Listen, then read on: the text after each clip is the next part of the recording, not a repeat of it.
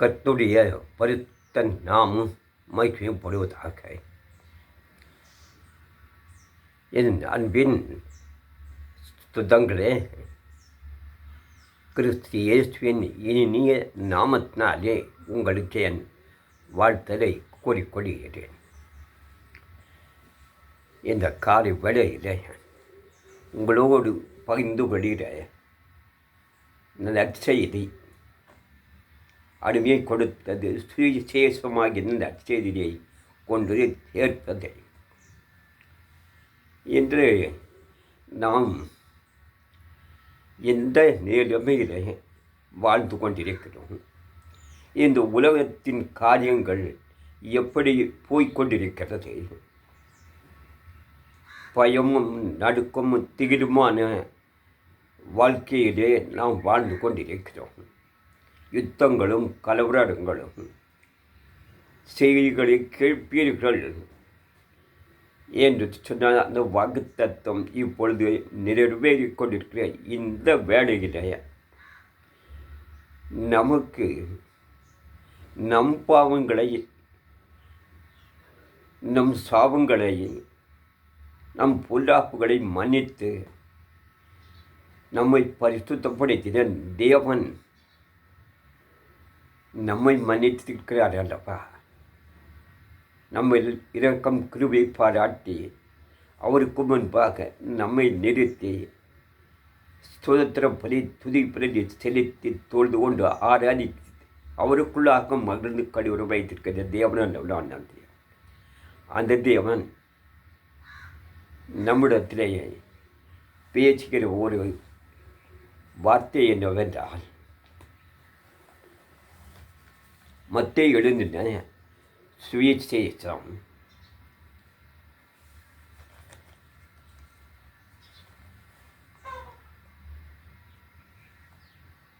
18வது அதிகாரம்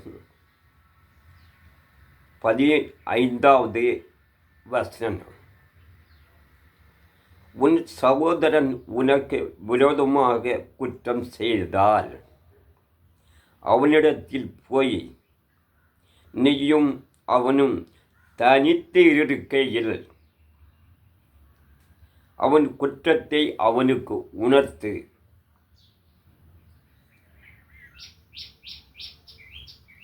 அவன் உனக்கு செவி கொடுக்காமல் உனக்கு செவி கொடுத்தால் உன் சகோதரனை ஆதாயப்படுத்தி கொண்டாய். இது அன்பு ஊழியர்களே, பலிபீடத்திலே இருந்து தேவனுடைய வார்த்தை கேட்டுக்கொண்டிருக்கிறார் ஆத்மாக்களே. இப்பொழுது நாம் வழிகள் எப்படி போய்கொண்டிருக்கிறது?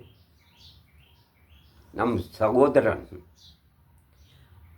அவன் நமக்கு விரோதமாக குற்றம் என்ன செய்கிறான். நாம் தேவனுக்கு முன்பாக நிற்கிறோம், அவன் தேவனுக்கு முன்பாக நிற்காமல் கட்டளை கற்பனை நீக்கி தன்னை முழுமையாக ஒப்பு கொடுக்காமல் விலகி போகிறான்.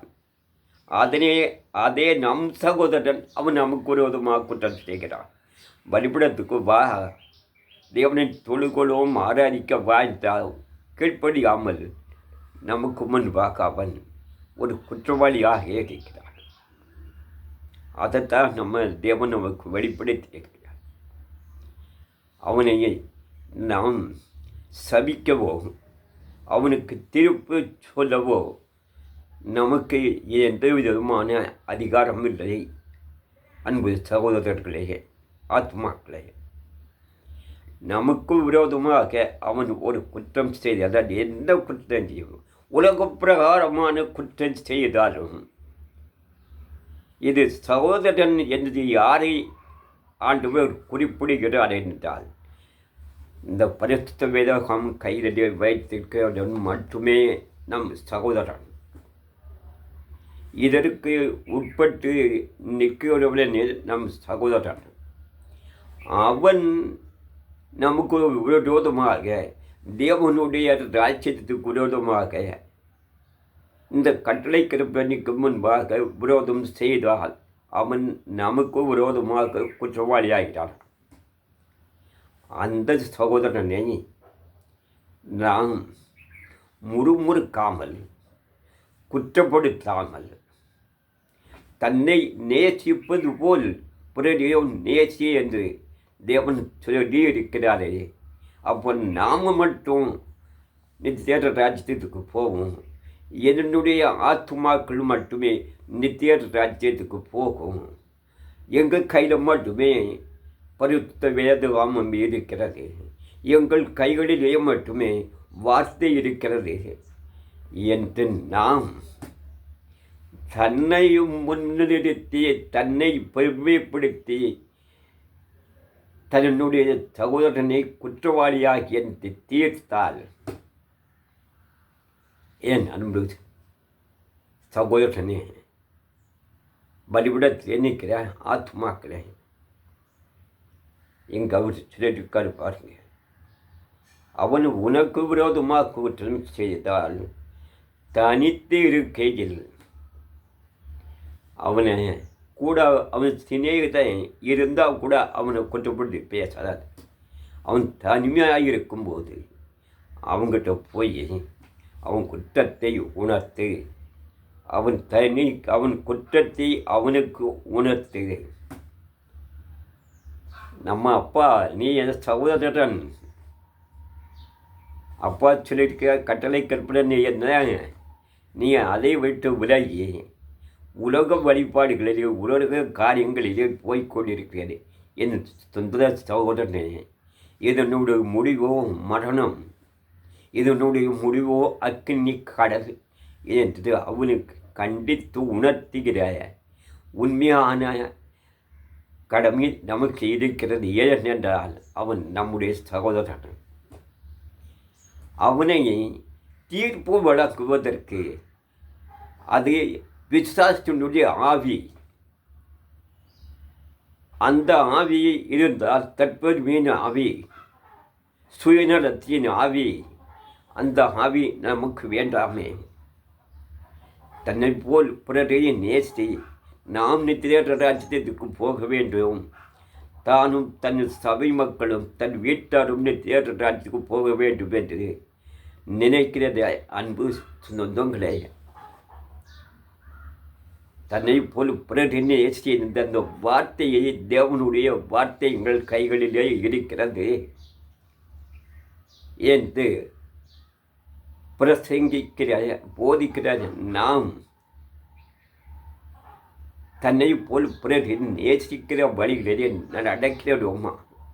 அவனை குற்றவாளியாக தீர்க்காமல் அவனை தனியே அழைத்து அவனுக்கு இந்த வார்த்தையை, இந்த தேவனை அவன் கையிலே கொடுத்து இவருக்கு முன்பாக நின்று நன்மை பெற்றுக்கொள், இவருக்கு முன்பாக தொழுது கொண்டு சந்தோஷமானத்தை பெற்றுக்கொள் என்று அவனை குற்றத்தை உணர்த்துவதே ஒரு பரிசுத்தவான், ஒரு தெய்வ மனுஷனுடைய காரியம்.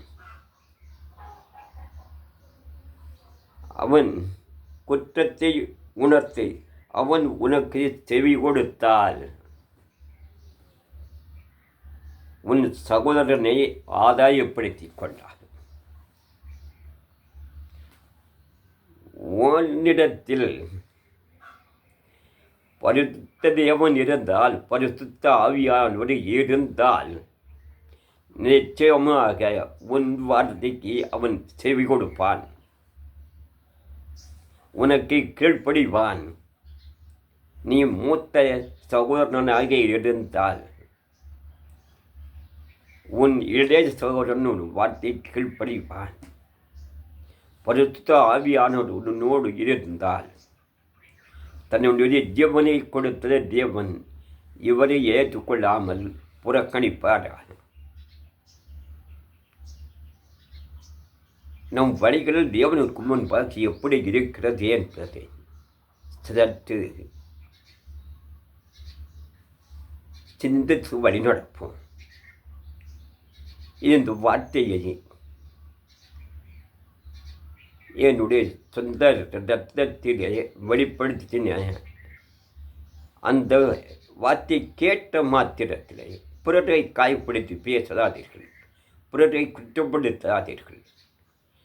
உங்களுக்கு அவர் மேல் உண்மையான அன்பு இருந்தால் அந்த ஆத்துமா ரட்சிக்கப்பட வேண்டும் என்று கிறிஸ்டியன் ஆவி உங்களிடத்திலே இருந்தால் தனியாக கூப்பிட்டு இந்த மாதிரி நீ பொல்லாப்பான காரியம் செய்தால் நான் ரொம்ப துக்கப்படுவேன். நீ அதை விட்டு விலகியே இன்னும் கால வந்து என்னோட முழங்கால்களும் முடங்கினா நான் சந்தோஷப்படுவேன். நான் ஒரு ஆத்மாவை ஆதாயப்படுத்திக் கொள்வேன். அங்கே போய் நீங்கள் யாரையும் காயப்படுத்தாங்கன்னு சொன்னா இனியும் மேல் எங்களுக்கு வந்து ஆலோசனை சொல்வதாக இருந்தால் எங்கள் வீட்டுக்கே வரக்கூடாது. போதனை எப்படி போதனை அவங்க என்ன போதனை கேட்டிருப்பாங்க, அவங்களுடைய வழிகள் எப்படி இருக்கும். யாரையும் காயப்படுத்தோ குற்றப்படுத்தோ என்ற நம்ம கொடுத்திருக்கிற இந்த உன்னதமான பணி, இந்த கடமை இருடைய இருக்கிற ஜனங்களை காயப்படுத்தாமல் குற்றப்படுத்தாமல் இந்த நீதினு பார்த்து அவர்களை கரங்களில் ஒப்புவித்து நம்மோடு கூட அவர்களுடைய முழக்கால்களை முடங்க வைப்பதே நம் அந்த ஆத்மாவை ரட்சிப்பித்துக் கொள்ளுவது. நீ ஆகாது, நீ விளங்காது, இது பாதாளத்துக்கு தான் போகும் சொல்லக்கூடிய இந்த கடினமான வார்த்தை நமக்கு வேண்டாம். ஏன் நமக்கு கிறிஸ்டியன் ஆவியத்தை அவர் ஜீவனை கொடுத்த ஆவி உங்கள்கிட்ட இருந்தால் நீங்கள் சபிக்கக்கூடிய வார்த்தை உங்கள் வாயிலிருந்து வெளிப்படாதே அவங்கள்ட்ட பேசும்போது ஏற்றுக்கொள்ளக்கூடிய மனநிலைமை சரி கண்டித்து பேசுகிற ஊழியம் இப்பொழுது இல்லை. அவர்களை பெருமைப்படுத்தி பேசி அன்பஸ்தைப்படுத்துகிற ஊழியமே இப்போ நடந்து கொண்டிருக்கிறது. நான் யாரையும் குற்றப்படுத்தோ காயப்படுத்தோ விரும்பவில்லை. அன்பு சொந்தங்களே, பலிபீடத்திலே நிற்கிற அன்பு சகோதரர்களே, அவர்களை உங்களுக்கு முன்பாக குற்றம் செய்தால் நீ பலிபீடத்தில் நிற்கிறீங்க, இந்த பலிபீடத்துக்கு விரோதமாக குற்றம் செய்தால் நாம் ஆராதித்து தொழுகொள்ளும் தேவனுக்கு முன்பாக அவர்கள் குற்றம் செய்தால் உண்மையான அன்பு உங்களுக்கு இருக்குமே. ஆனால் வீட்டில் தந்தீங்க, பப்ளிக் பண்ணாதீங்க, அநேக குடும்பத்தில் காயப்படுத்தி அவனை அசிங்கப்படுத்தாதீங்க. தேவன் சாமி நம் ஒவ்வொருவரையும் சபைப்படுத்தி சீர்படுத்தி அவருக்கு முன்பாக நிற்கிற தேவன் அவர்களையும் சபைப்படுத்தி சீர்படுத்தி அவருக்கு முன்பாக நிறுத்த அந்த சகோதரனை உணர்த்துவோம். தேவன் நிச்சயமாக மீட்டு எடுத்து நம்மளோடு மறைந்து கடைகூட செய்வார். ஆமேன், ஆமேன்.